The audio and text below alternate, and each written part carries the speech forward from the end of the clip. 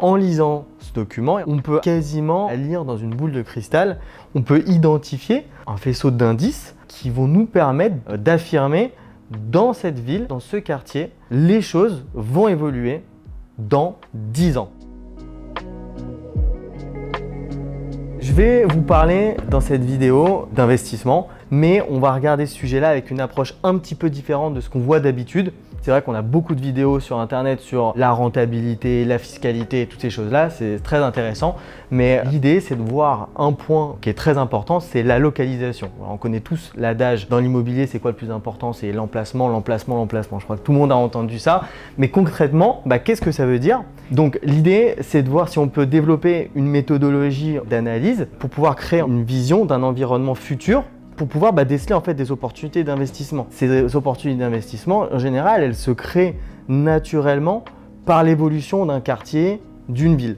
Quand on est un investisseur, même quand on n'y connaît rien dans l'immobilier, on peut le voir de façon simple ou demander conseil, mais en tout cas, on peut le voir. Donc, on va voir dans les points qu'on va évoquer qu'on peut choisir judicieusement un projet où investir, ou un immeuble où acheter ou investir, dans un secteur où en fait on a un potentiel de développement mais qui est maîtrisé. Ce n'est pas juste de la spéculation. Voilà, cette ville elle va prendre, cette ville va prendre. Oui, mais pourquoi?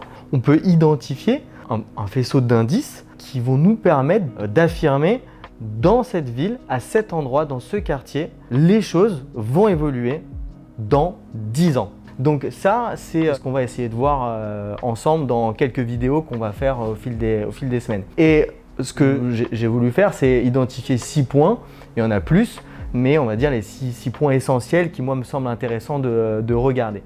Le premier point dans cette thématique du où investir, c'est sur le plan local d'urbanisme. Donc le plan local d'urbanisme, c'est un document fait par la mairie, le plus généralement, qui va nous donner des indications sur les projets en fait, de la mairie sur une ville. Et ça, c'est assez intéressant parce qu'en lisant ce document et en le regardant, on peut arriver quasiment en fait, à lire dans une boule de cristal. Concrètement, l'objectif de ce document, c'est de dire, voilà, sur les 15 prochaines années, qu'est-ce qu'on va faire dans cette ville, dans cette commune, sur des thématiques comme l'habitat, les circulations, la densité, quel quartier on va pouvoir construire, dans quel quartier on va rester sur du pavillon. Voilà, on a énormément de choses. Ça nous donne donc des indications assez précises sur cette question du où investir. Et il y a 2 points dans ces documents d'urbanisme qui sont intéressants à regarder. Le premier, c'est l'aspect densité. Donc densité, ça veut dire est-ce qu'on peut construire et à quel endroit?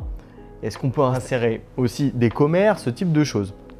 C'est intéressant. Et pourquoi c'est intéressant à regarder côté investisseur? Parce que des fois, dans des villes, quand on modifie le plan local d'urbanisme ou quand il y a une mairie qui change, il y a ces orientations d'aménagement qui changent. Je donne l'exemple par exemple de Saint-Maur, dans le 94, quand ils ont transformé, en fait, qu'on est passé de l'ancien plan local d'urbanisme au nouveau, il y a des rues entières qui sont devenues constructibles. Pour ceux qui connaissent, le boulevard de la Marne, c'était une rue où avant, il n'y avait que des pavillons avec des grands terrains et en fait, on pouvait rien faire d'autre.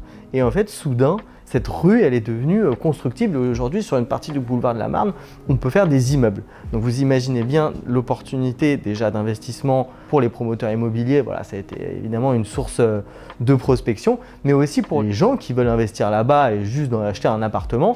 On peut largement se dire que finalement, maintenant qu'on peut construire dans toute cette rue va se développer, les prix vont augmenter, il va y avoir de l'attractivité, etc.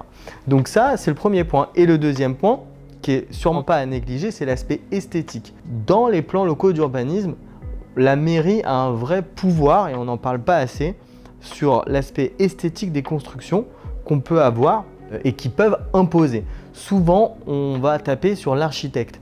Mais ce n'est pas si simple que ça. Je vais vous donner 2 exemples sur 2 villes du 93. Par exemple, on a Le Blanc-Mesnil et Bondy. Voilà, on peut les comparer en termes de prix et de localisation. Pourquoi? Parce qu'on est sur la 2e couronne. Dans ces 2 villes-là, il y aura des stations du métro du Grand Paris Express qui vont arriver. On est à peu près sur les mêmes gammes de prix.